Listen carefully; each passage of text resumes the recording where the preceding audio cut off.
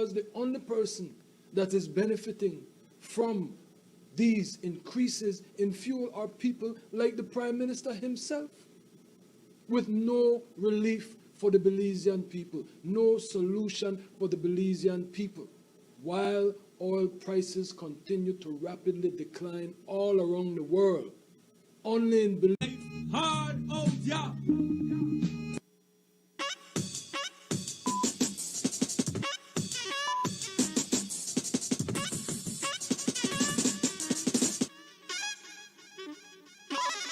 Tune in to Uncut this Wednesday night at 7:30 on Channel 7, when my guest will be Benke Viejo's own Ivan Duran of Stonetree Records. He's a world-famous record producer, and we'll ask him why local artists can't get any love for their music right here in Belize. Find out the answer Wednesday night, 7:30 on Channel 7. Uncut.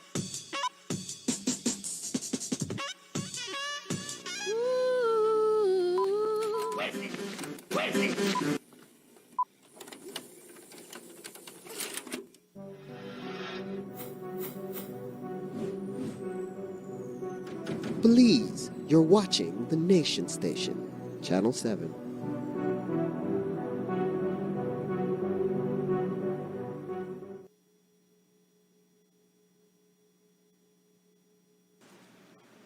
The company called Pharmacy Express has been very much in the news in the past month, and that's because they are being considered for a $7 million loan from the Social Security Board, which is considering investing workers' money into the company, which is headquartered on the highway in a nondescript building. The loan proposal provoked quite a firestorm of controversy, and the bad vibes were made official when the Ministry of Health and Wellness sent out a release to say it had some concerns about the proposed loan. It wasn't clear exactly what the ministry's precise problems with Pharmacy Express were, but they came into sharper focus today when a team of drug inspectors descended on the pharmacy's retail operations inside the 4th Street Tourism Village. Cherise Halsal was there all day and has this report. At around 9:30 this morning, the Ministry of Health moved into the 4th Street Tourism Village to search 4 drugstores owned by Pharmacy Express. We were locked out, but we saw health personnel inside the pharmacies doing their work. And they had a lot of work to do, scouring 4 pharmacies for irregularities. They are Pharmacy Safe, Pharmacy Express, Village Discount Pharmacy, and RX, short for prescription. They are all under the ownership umbrella of Pharmacy Express Limited, a company owned by Angela and Julia Zabani. A senior drug inspector had suspicions that these pharmacies were selling controlled drugs without a prescription. But their inspection ran into a roadblock when inspectors reportedly found desks that had locked drawers with no keys to be found. According to reports, the owners were contacted but never showed up to open the drawers. So that's when the police were called, and they were told they couldn't conduct a search without a warrant. Police have been called in to the 4th Street Tourism Village as backup to the Ministry of Health and Wellness, whose personnel is conducting searches on pharmacies owned and operated by Pharmacy Express. Now, after 2 of the company's 4 pharmacies have been searched, the company has called in its attorney, and it's shaping up to be a standoff. A standoff solved soon enough when Precinct 3 police obtained those warrants and picked up a justice of the peace for her to witness them breaching the locks inside the pharmacies. They did so in 2 of the pharmacies and reportedly found controlled drugs within the drawers. For reasons that are still unclear, they did not search the remaining 2 pharmacies. Reports say a call came in to stand down on the operation. And all the Director of Health and Wellness, Dr. Melissa Diaz, would tell us via text is, "I don't have any comment at this time. The team is conducting evaluation of pharmacies throughout the country." Still, there was a lot collected at these 2 drugstores, and all the drugs were taken to the Central Health Region for storage and documentation. It was witnessed by attorney for the Zabanese Hector Guerra, who notably told us it was all illegal. Yeah, because the matter is still in its nascent stage, I would not want to comment much on the matter.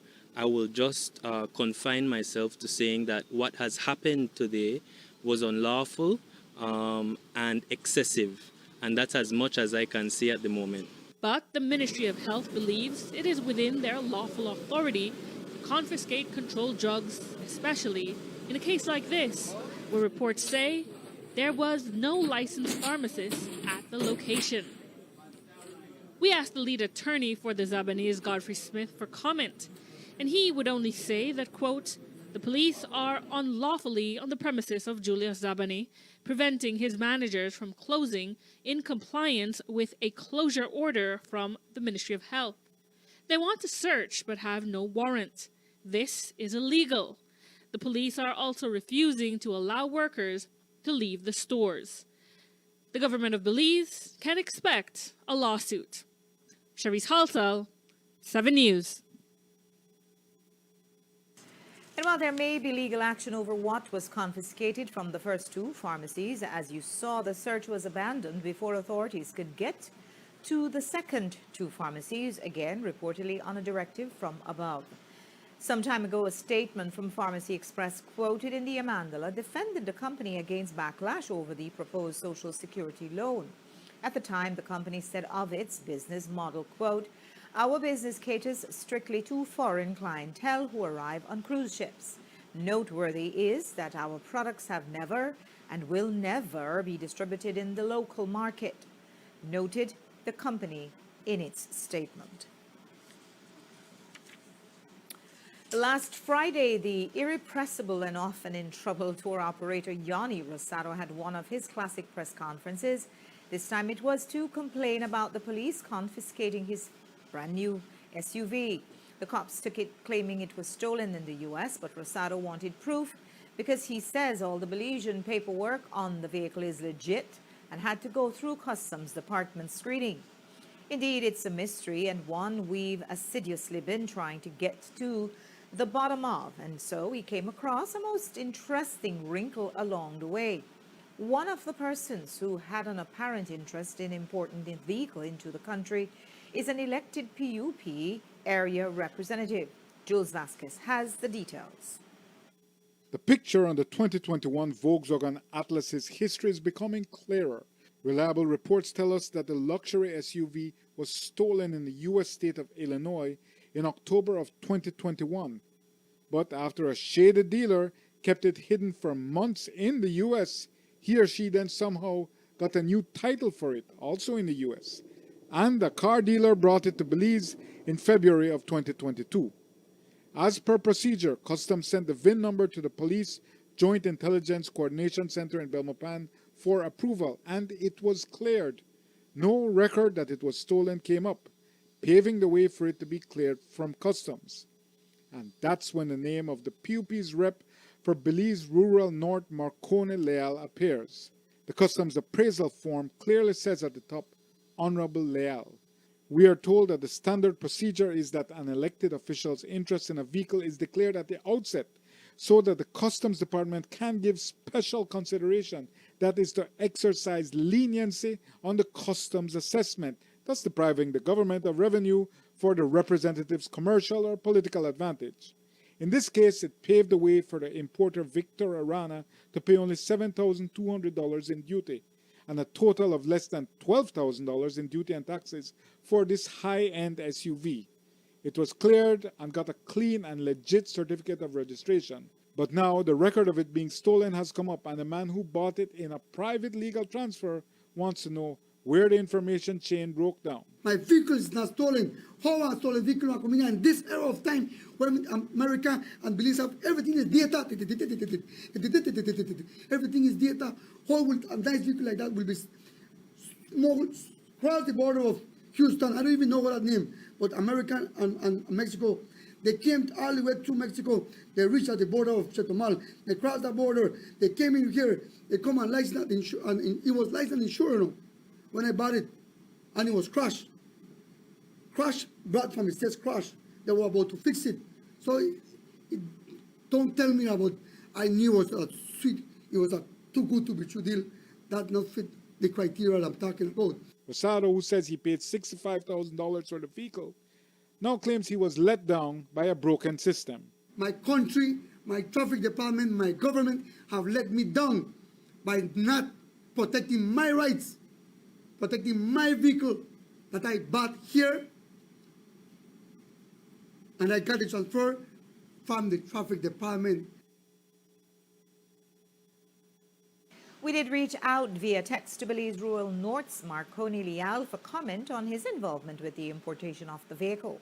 Just a few minutes ago, he told us, quote, he had no interest in that vehicle, just asked Customs to assist a friend with a little discount on the duty. That's it. We are told that when an elected official is importing a vehicle or has an interest in the importation, it is standard for their names to be affixed to Customs appraisal forms for special consideration on the Customs valuation. Tonight, police retain possession of Rosado's SUV and will keep following up to see what next steps will be taken. We'll take a break now. When we come back, Babylon the Bandit will show you a contraband cop caught in action, carrying cases of corona across the Arenal border. Plus, City Councillor Micah wants to go to law school, but he needs the mayor's support to do so. He's not getting it, at least not right now. We'll have that story.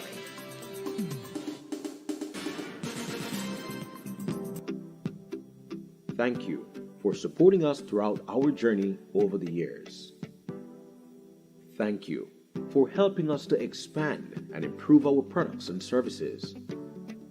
Thank you for allowing us to form new partnerships and develop new and exciting promotions. And thank you for being patient with us during these changing times. As we continue our journey, we would like to say thank you for giving us the opportunity to serve you. Belize, celebrating 75 years. Quality and savings. Quality and savings. Atla Express es un servicio que te permite realizar transacciones financieras cómodamente en comercios cerca de ti. Con Atla Express puedes retirar efectivo, realizar pagos de facturas y tarjeta de crédito, comprar recargas y transferir entre tus cuentas. Solo necesitas una identificación válida y tu tarjeta de débito Visa de Atlantic Bank. Si no eres cliente de Atlantic Bank, siempre puedes disfrutar de este servicio pagando en efectivo. Atla Express es fácil, conveniente, seguro y está cerca de ti. Applying for a Social Security sickness benefit? Here's what you need to know. A complete claims package includes 1. Sickness claim form fully completed by the claimant and medical doctor. 2. Salaries record form completed by the employer or HR representative. 3. Proof of bank account such as bank book, online banking, or statement displaying your name and account number. To submit via email, you need to take a clear photo or scan of the documents and email to claims@socialsecurity.org.bz. Be sure to include your full name, social security number, and benefit type in the subject line of the email. Deadline to submit is 14 days from your first day of illness. All forms are available on the website at www.socialsecurity.org.bz. Social Security Board, safeguarding you, your family, your future. Wake up to positivity and inspiration. It's a fresh and diverse twist on your mornings. Tune in to Sun Up on 7 every weekday morning at 6:30 a.m. right here on your nation station, Channel 7. It's the morning show you don't want to miss.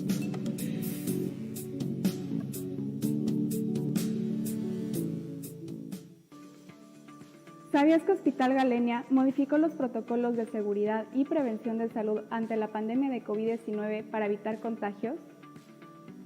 Creamos un concepto que denominamos quirófano santuario no COVID. Hospital Galenia, más que un hospital. Welcome to RFNG Insurance's educational series. Our aim is for you to understand insurance and how it works. Today, we will be discussing the average clause. The average clause is another complicated insurance term, So let's throw back to 2005 to hear Mr. Tucker expertly explain how the average clause works on an insurance policy.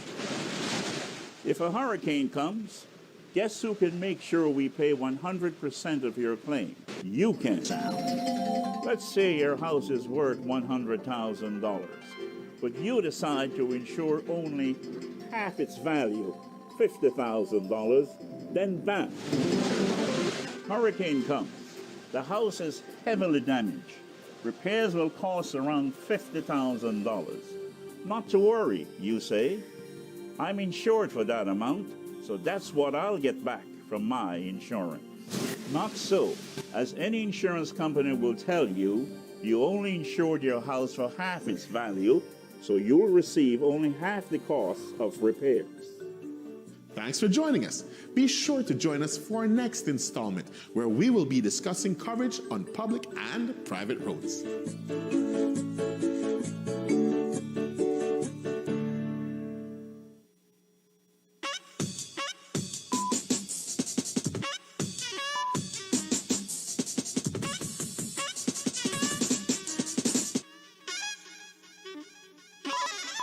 Tune in to Uncut this Wednesday night at 7:30 on Channel 7, when my guests will be Benke Viejo's own Ivan Duran of Stone Tree Records. He's a world-famous record producer, and we'll ask him why local artists can't get any love for their music right here in Belize. Find out the answer Wednesday night, 7:30 on Channel 7. Uncut.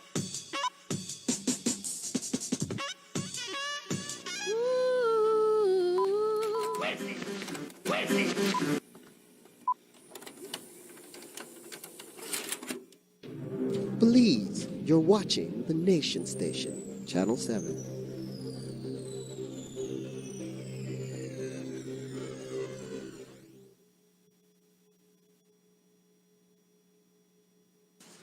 We all know how big a problem contraband is, and we regularly show busts on this newscast. But what makes it worse is when there is complicity from law enforcement who use their security clearance as impunity to smuggle at will. Well, apparently one of them has been caught in the act of smuggling, and he did it in broad daylight. A video posted to TikTok last night appears to capture a police officer in the act of smuggling contraband beer. The video, with a Spanish caption translating to "How when the police say don't contraband," shows the border crossing at Arenal.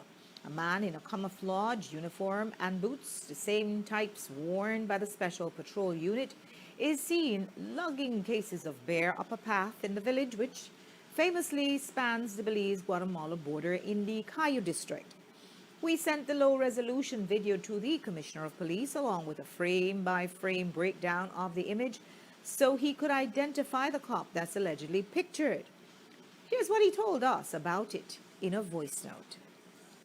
Yeah, I have viewed the images you sent along with the video footage, and we believe we know who the particular officer is in question, and the matter has been referred to Professional Standard Branch for a full investigation.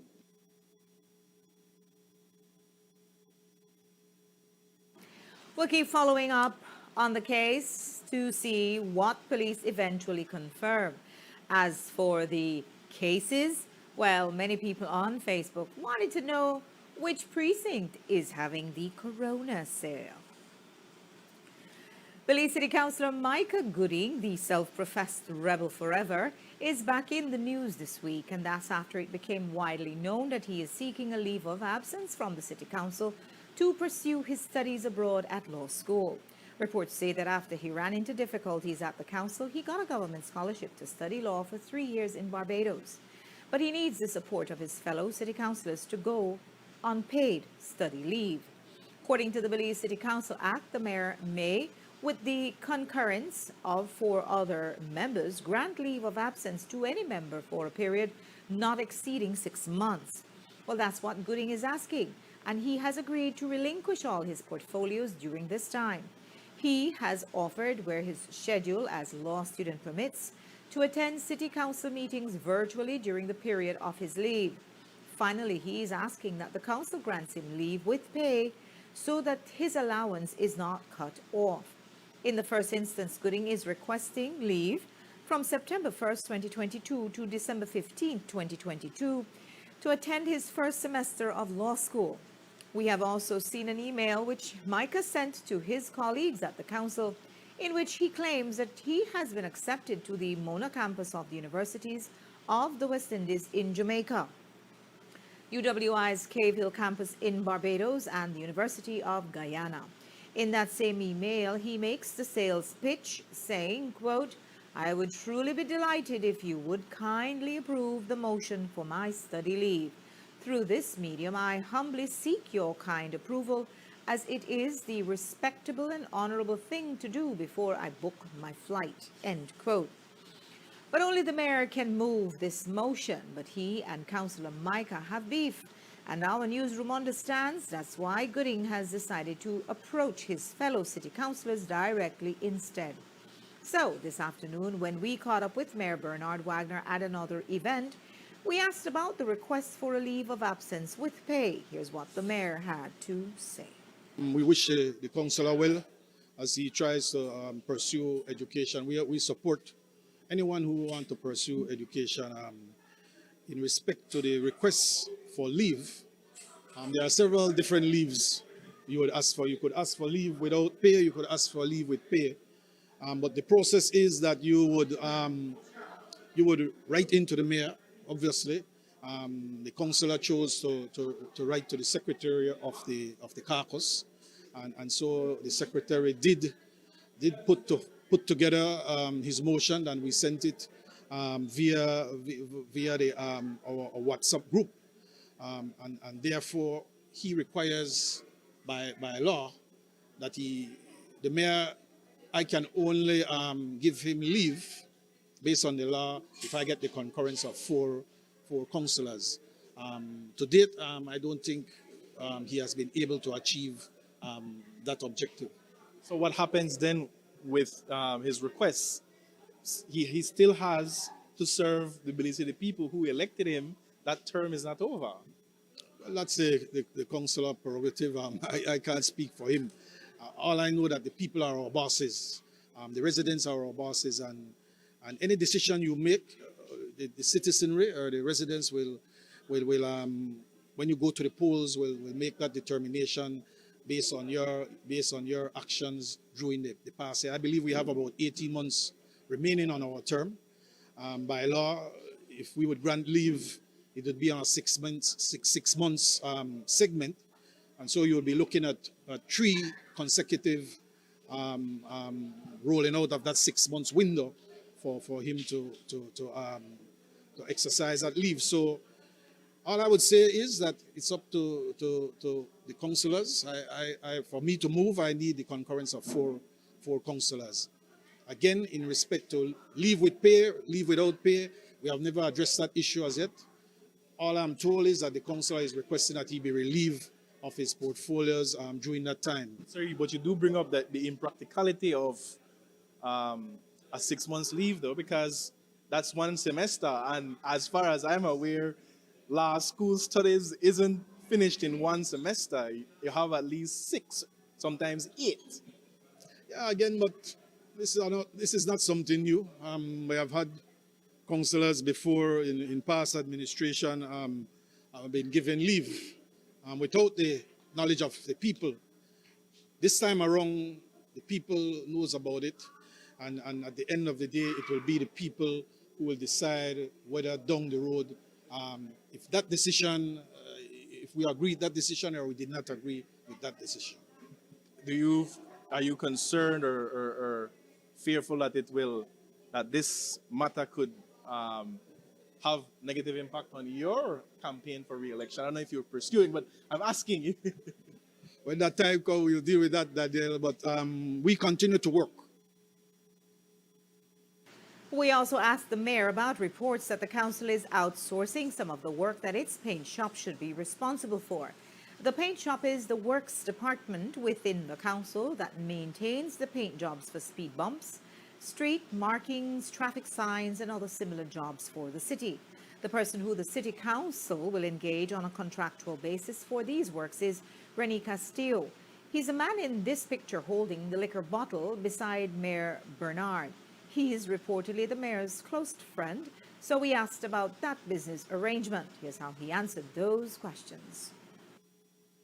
Explain to us, what is the deal with that one? We don't have any contracts with Rene Castillo.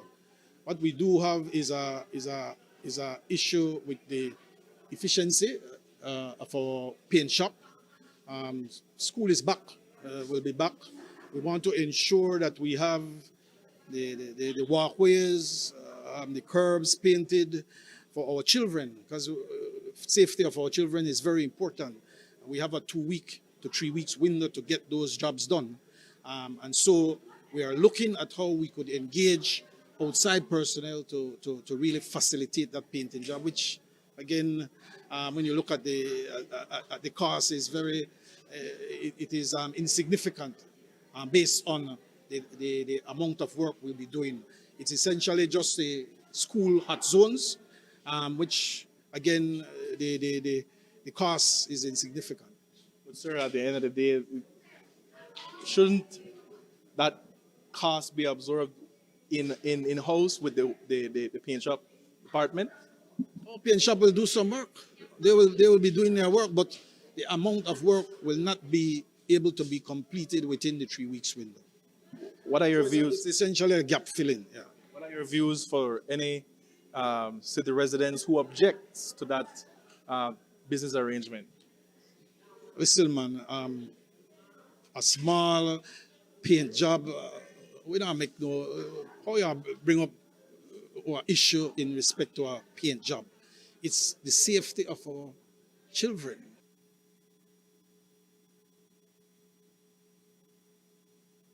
We also asked the mayor about the deluge of rain that poured down on Belize City and other central and coastal areas in the country. It lasted for only a few hours, and in that time, several parts of the city were briefly inundated by floodwaters. The City Emergency Management Organization sent a press release warning residents about the heavy showers and thunderstorms affecting the city and other central and coastal areas. That public warning noted that a flood watch is in effect for low-lying areas and the entire country. The CEMO statement also says, quote, "We expect to see a decrease in rainfall later this evening, but we urge residents to be vigilant of their surroundings," end quote. So, did the city conduct its annual flood preparedness procedures to clear drains in preparation for the rainy season? The mayor insisted that they did, and here's that conversation. Rainfall is global, and if you visit many of the cities, many of the countries in the region, globally, you will find out that whenever there is excessive rains, given climate change, the impacts of climate change, there is this tendency for flooding. Belize City is not immune to it. We didn't even have a dry season per se this year, and so the ground is really inundated already. And so what you saw this morning with the flooding is a effect of not having a dry season. We went direct from January. It has been raining. The rainy season started actually in May. And so our drainage system continued to hold up.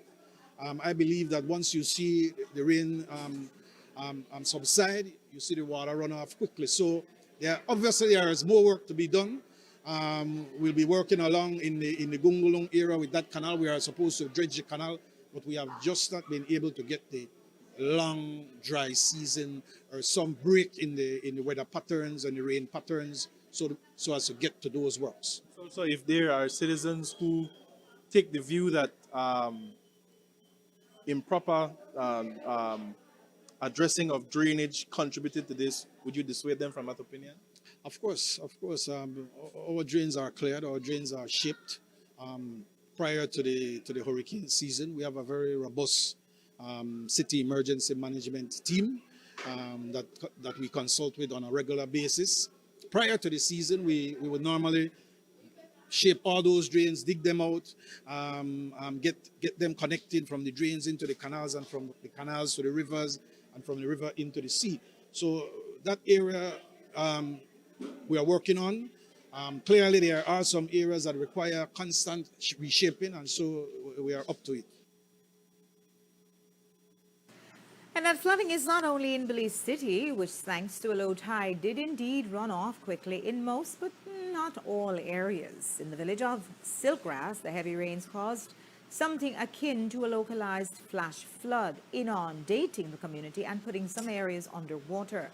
The area representative, Rodwell Ferguson and Nemo, responded quickly. There was also flooding on the coastal highway, where there was isolated floodings, particularly at the Gales Point Junction and the Manatee Bridge. The National Hydrological Service says that the Manatee River and Soldier Creek Bridge is flooded on the coastal highway, while a flash flood potential has been identified with minimum risk for watersheds off the eastern slopes of the Maya Mountain. After the break, we'll talk to a fire victim who lost everything to an arson. Don't go away. LiveStream is a service that allows you to perform financial transactions conveniently at your neighborhood stores countrywide. Enjoy the convenience of cash withdrawals, bill payments, credit card payments, top-up, or transfer between your accounts. All you need is your Atlantic Bank Visa debit card along with an ID. Non-Atlantic Bank customers can also enjoy this service by paying with cash. LiveStream is easy, convenient, secure, and near you. Thank you for supporting us throughout our journey over the years. Thank you for helping us to expand and improve our products and services. Thank you for allowing us to form new partnerships and develop new and exciting promotions. And thank you for being patient with us during these changing times. As we continue our journey, we would like to say thank you for giving us the opportunity to serve you. Belize, celebrating 75 years. Quality and savings. Quality and savings. Wake up to positivity and inspiration. It's a fresh and diverse twist on your mornings. Tune in to Sun Up on 7 every weekday morning at 6:30 a.m. right here on your nation station, Channel 7. It's the morning show you don't want to miss.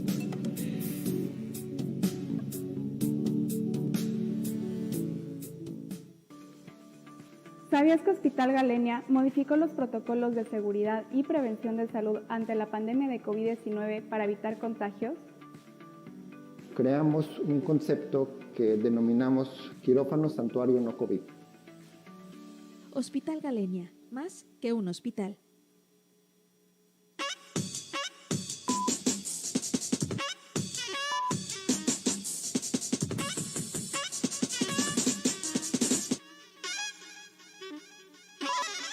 Tune in to Uncut this Wednesday night at 7:30 on Channel 7, when my guest will be Benke Viejo's own Ivan Duran of Stone Tree Records. He's a world-famous record producer, and we'll ask him why local artists can't get any love for their music right here in Belize. Find out the answer Wednesday night, 7:30 on Channel 7. Uncut.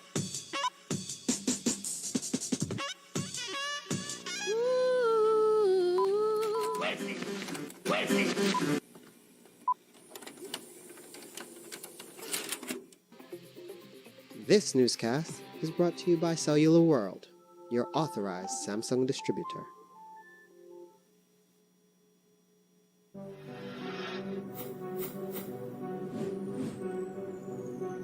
Belize, you're watching the Nation Station, Channel 7.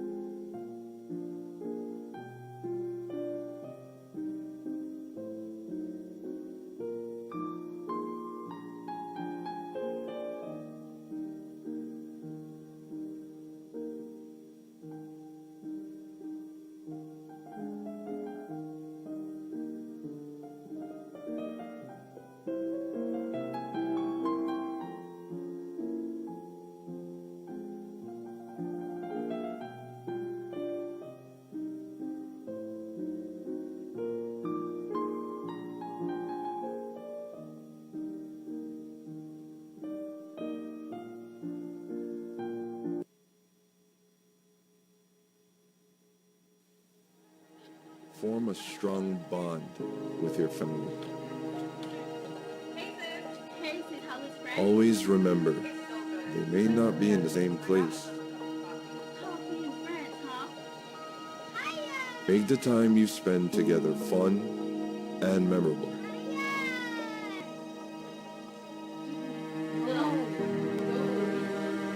Ignore the petty differences.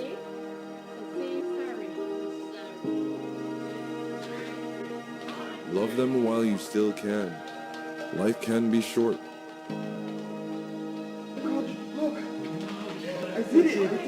You can be the glue that keeps them together. Family. Meaningful always.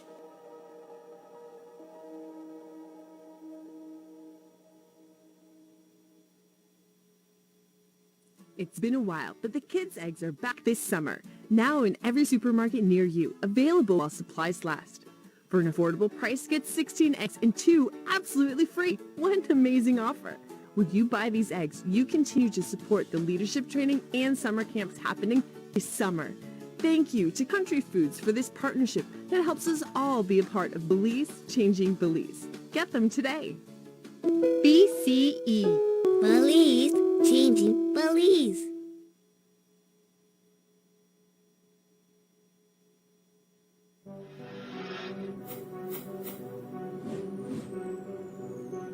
Belize, you're watching the Nation Station, Channel 7.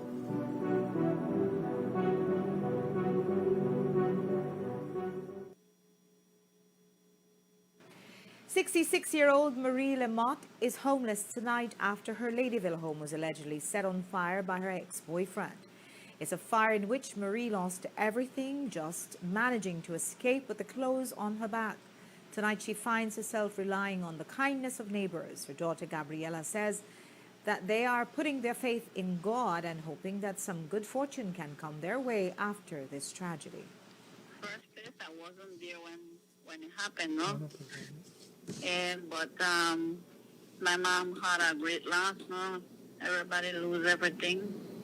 The only thing I could have saved than in life and the clothes when I make a time. I lose everything, the papers, phone, well, my mom, and everything got burned down. Even a dog got burned. Mm-hmm. Is it your belief that this was arson? Yes, it's the arson. My mom told me that her ex set the house. Me don't threaten her, nothing. Me set the house on fire. I don't have nothing to tell that person. You know, God is there watching, and God will see what He will do with her. For right now, for the moment, well, the neighbor know and Nemo is trying to help her out and give her a house. Well, then our house, meanwhile, across from where she lives. Well, the way house burned down now. Yeah, and then Nemo is helping her, I don't know, fighting with mattress and little stuff, no, to get together. But if anybody else could, you know, come in and give something like groceries, you know, mostly because I lose everything. It's really sad, you know, but I'm a person that believes in God, and to me, the most important thing is that my mom and my family is safe. That's the most important thing. It's sad, you know, you lose items and, you know, it costs you in a life, but the most important in life is that they are there in, you know, none of them get hurt. God mercy on us. The family is asking for groceries or any kind of help, and to do so, you can call 629-6523.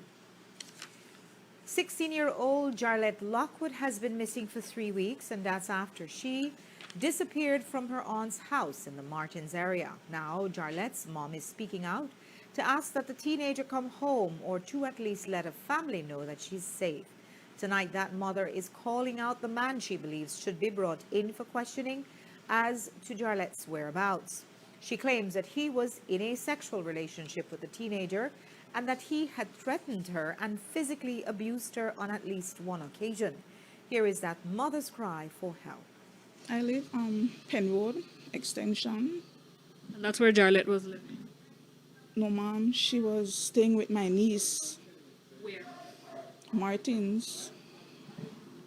It was the summer vacation, the middle of the summer vacation 3 weeks ago. What, to your knowledge, was her daily routine? She usually does stay home. She does usually just stay home. She didn't really like come out. So she didn't have a very wide social circle, friends, boyfriend, anything like that? One man, but like he's claiming that she's not there anymore, but like I have reasons to believe that he's lying. And I came here because like I'm trying to get help, but like no one is listening to my side of the story. And like every day it's just troubling, you know, to get through the day every day not knowing where your daughter is, and like you're not getting any headway.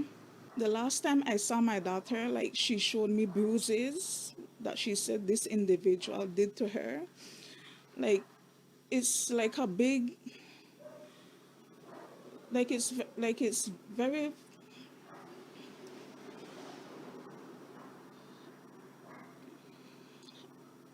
I already confronted the person. Well, not confront, but I text the person, and the person is saying that she's not there anymore. She went somewhere else, right? But I got in contact with the person that this man is saying that she went, and that person said my daughter never reached.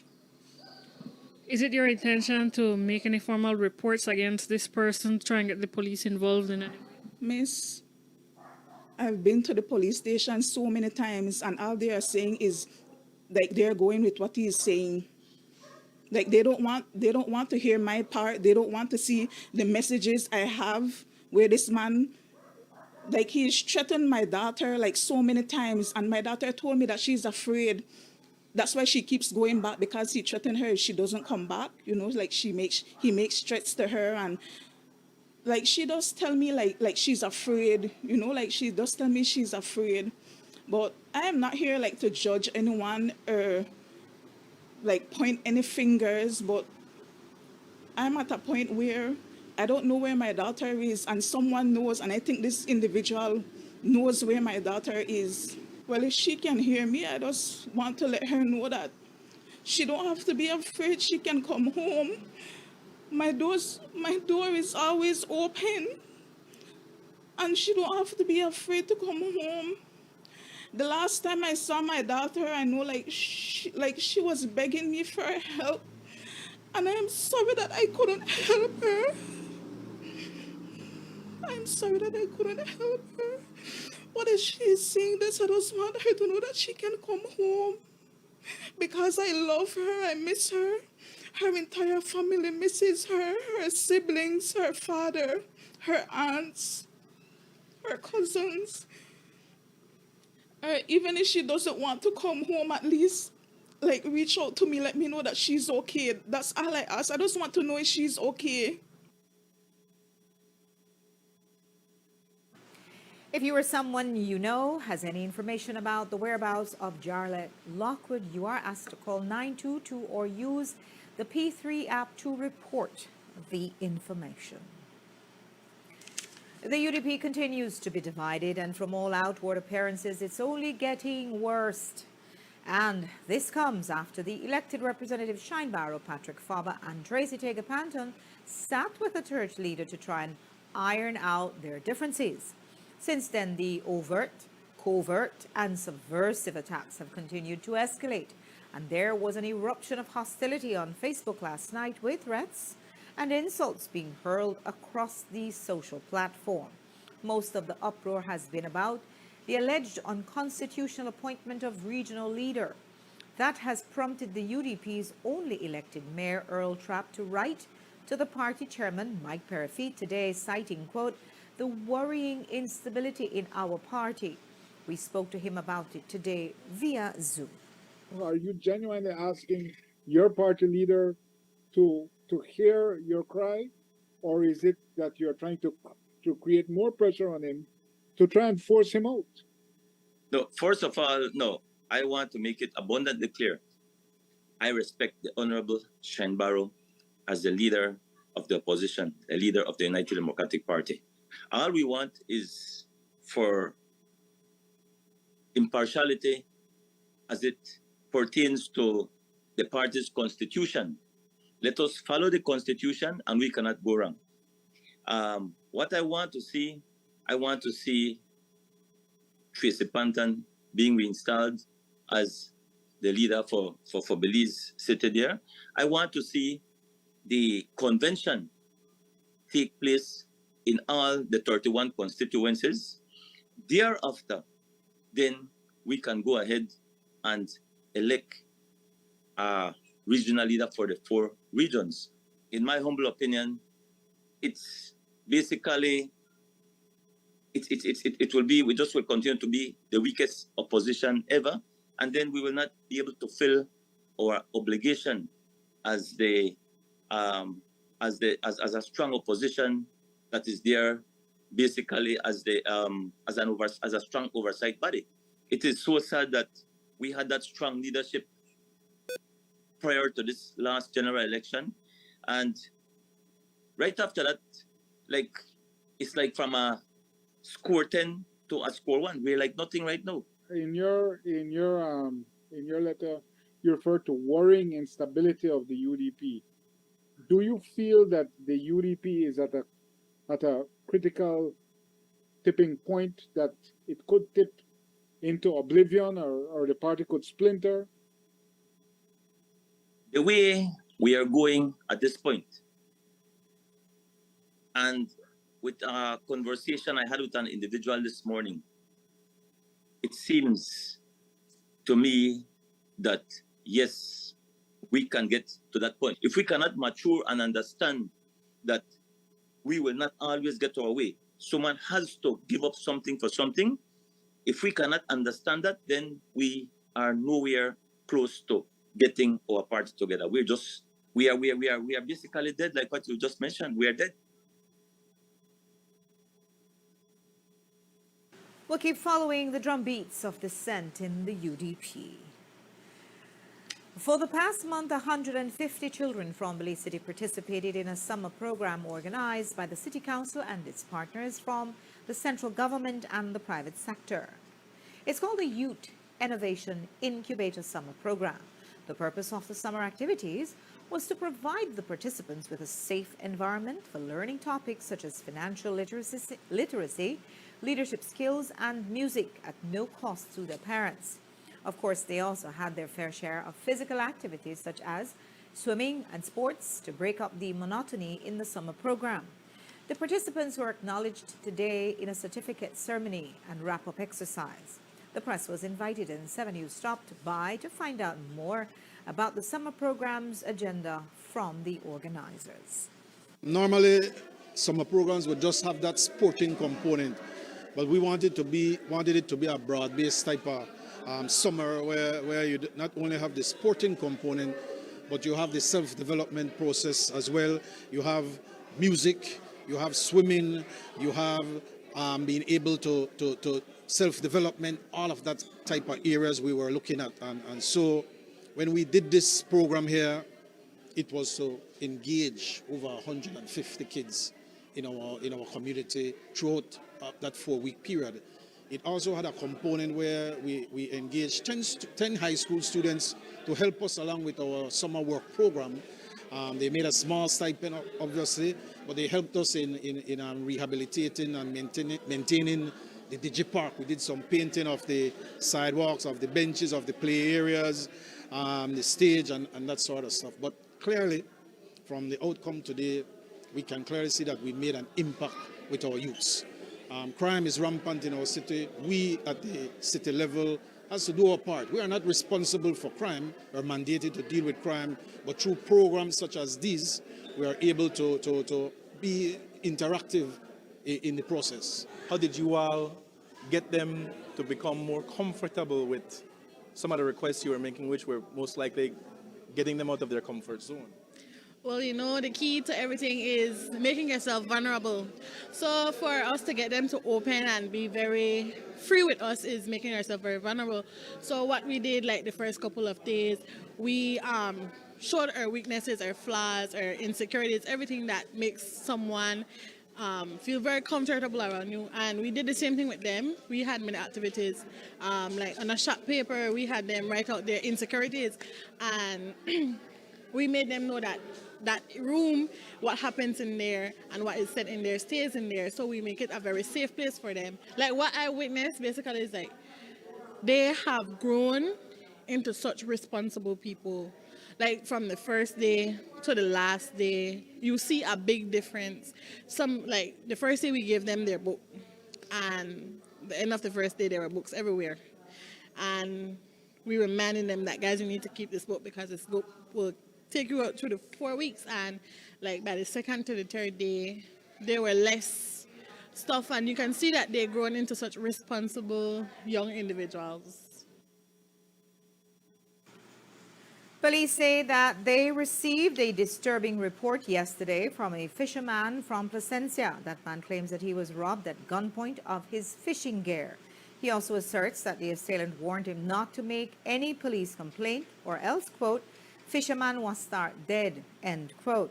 The 44-year-old fisherman from Placencia told police that he went to Channel Key to go fishing. While he was in the Grand Channel area, a blue and white skiff caught his attention because the boat was heading towards him. A fisherman he recognized was reportedly standing on the approaching vessel's bow. That man was allegedly armed with a 12-gauge shotgun, and he reportedly shouted at the complainant, quote, no one can dive here because we are in control of this area, end quote. The assailant then approached the victim's boat and stole 2 hook sticks, his chrome spare gun, a pair of black diving fins, and a diving mask, all for $960. He then allegedly uttered that threat while he was leaving. Police say that they are looking for one person in connection with this report. And that's our newscast for tonight. Thanks for watching. With your news, I'm Endure Craig. Remember, you can find a full transcript of the news at 7newsbelize.com and see streaming video on our Facebook page. Stay tuned for Uncut with Jules Vasquez coming up in the next half an hour. This week's guest is prolific music producer Ivan Duran. Have a good one.